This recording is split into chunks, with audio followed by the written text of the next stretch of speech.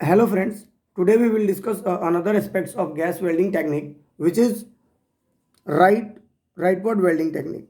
Last के video में हम लोगों ने लेफ्टवर्ड वेल्डिंग टेक्निक के बारे में डिस्कस किया था और समझा था कि लेफ्टवर्ड वेल्डिंग टेक्निक क्या होता है और उसको कैसे किया जाता है. Now in this video we will discuss on rightward welding technique.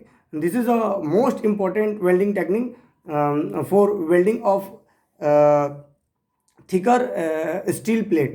So ये बहुत ही इम्पोर्टेंट वेल्डिंग टेक्निक होता है, वेल्डिंग टेक्निक है थिकर मेटल के लिए. When we are looking for welding of thicker steel plate like above 5 millimeter, above 5 millimeter thickness, then we have to choose rightward welding technique. So इस point of view से बहुत ही important ये welding technique होता है. सो इसको मैंने यहाँ पे लिख रखा है कि ये जो वेल्डिंग टेक्निक है it is developed for welding of thick steel plate. It means ये जो वेल्डिंग टेक्निक है दोस्तों, ये 5 मिलीमीटर से ज़्यादा थिकर मेटल को वेल्डिंग करने के लिए डेवलप किया गया है. और इस वेल्डिंग को अनदर नेम से भी जानते हैं. इसको हम लोग बैकवर्ड वेल्डिंग टेक्निक या फिर बैकहैंड वेल्डिंग टेक्निक भी कहते हैं. It is also known as backward और बैकहैंड वेल्डिंग टेक्निक.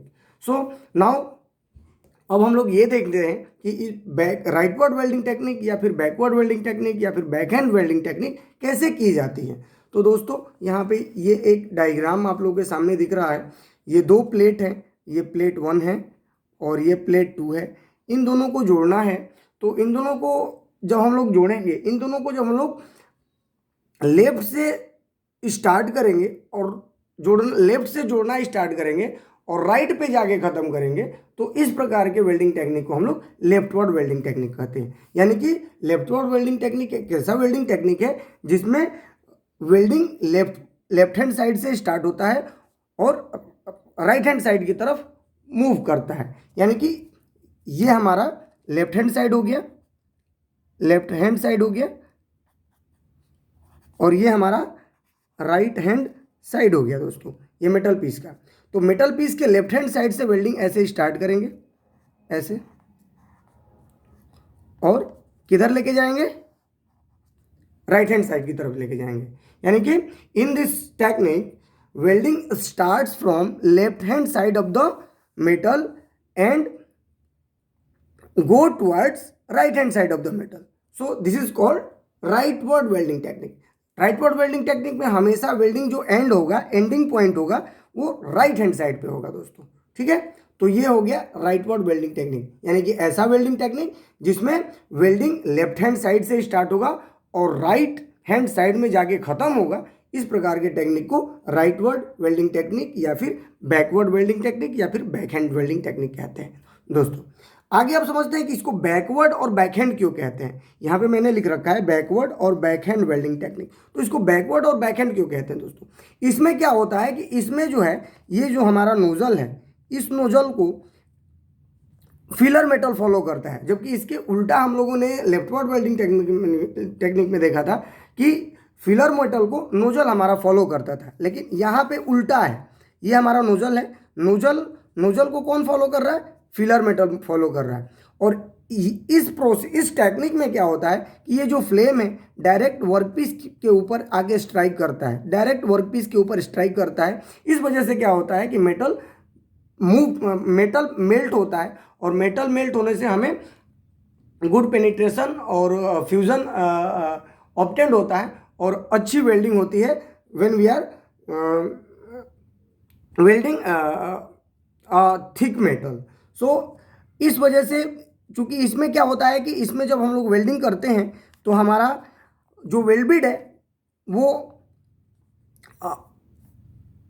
हमेशा जो हमारा वेल्ड बिड के लिए जो प्री हीटिंग जोन होता है, अब चूंकि क्या है कि वेल्ड बिड के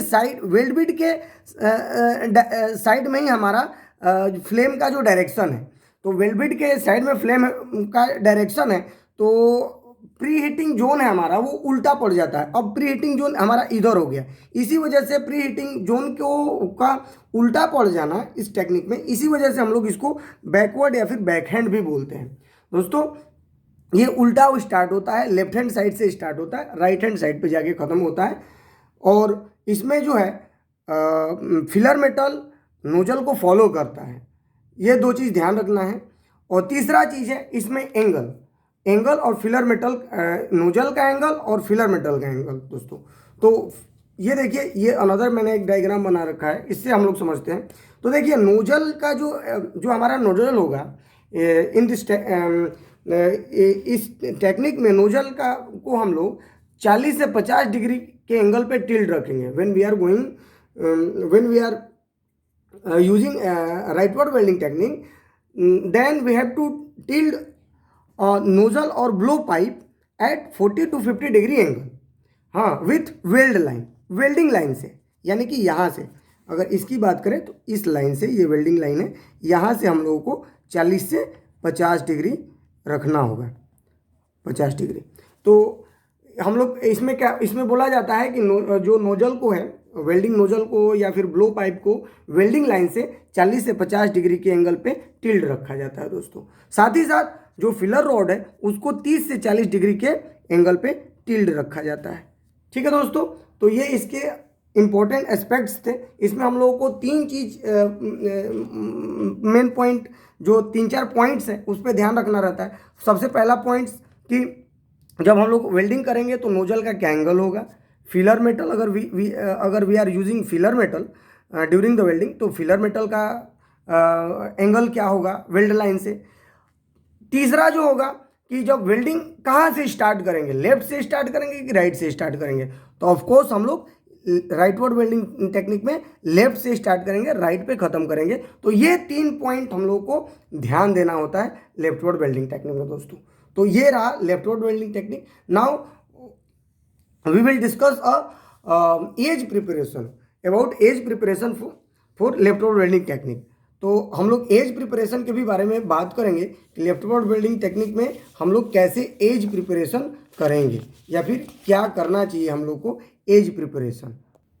सो now we will talk about edge preparation for rightward welding technique. तो इसमें एज वी नो कि rightward welding technique is process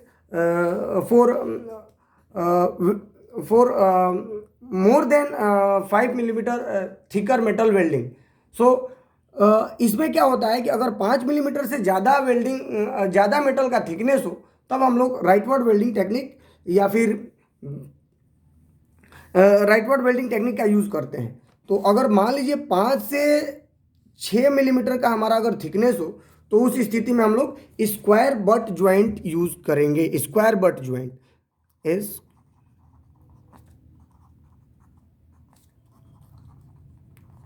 square butt joint with root gap, हम लोग इस तरह का एज प्रिपरेशन करेंगे। अगर मान लीजिए कि हमारा जो मेटल का थिकनेस 8 मिलीमीटर या उससे ज़्यादा हो, 8 मिलीमीटर या फिर एबव 8 मिलीमीटर हो, then we have to prepared a single V on a metal, so जिसका एंगल 60 डिग्री होना चाहिए। तो यदि हमारे पास 8 millimetre, 9 millimetre, 10 millimetre, 12 millimetre, 14 millimetre का मेटल हो, तो उस स्थिति में हमें मेटल में क्या करना होगा, सिंगल भी बनाना होगा, जिसका एंगल कितना होगा, सिंगल भी का इंक्लूडेड एंगल होगा 60 डिग्री एंगल। इंक्लूडेड एंगल है दोस्तों, इंक्लूडेड एंगल 60 डिग्री। इसी तरह से सिमिलरली अगर 16 मिलीमीटर से एबव हो या फिर 16 मिलीमीटर हो, ये वाला थिकनेस हमारा अगर 16 मिलीमीटर, 16 mm एंड एबव हो, तो उस स्थिति में डबल भी बनाएंगे। क्या बनाएंगे, डबल भी प्रिपरेशन करेंगे, जिसका इंक्लूडेड एंगल कितना होना चाहिए, 60 डिग्री का होना चाहिए दोस्तों। ये हमें ध्यान रखना है कि more than 16 millimetre thickness we have to prepare a double V with 60 degree angle, and 8 to 16 millimetre we have to prepare 8 single V with 60 degree angle, included angle, and अगर 5 से 6 मिलीमीटर के लिए हम लोग स्क्वायर बट ज्वाइंट करेंगे दोस्तों। सो ये रहा हम लोग का राइटवर्ड वेल्डिंग टेक्निक के कुछ इम्पोर्टेंट्स पॉइंट्स, और इसका हम लोग को इसका यूज़ एप्लीकेशन अगर देख लें तो इसका मेन जो एप्लीकेशन है वो थिकर मेटल के लिए यूज़ किया जाता है. This technique is use for welding of thick metal. It mean I mean above 5 millimeter thicker metal. So we can say it is used for welding of thick metal 5 millimeter, above 5 millimeter thickness. Okay दोस्तों, so now इस video को यहीं पे हम लोग stop करते हैं, and thank you for your kind attention.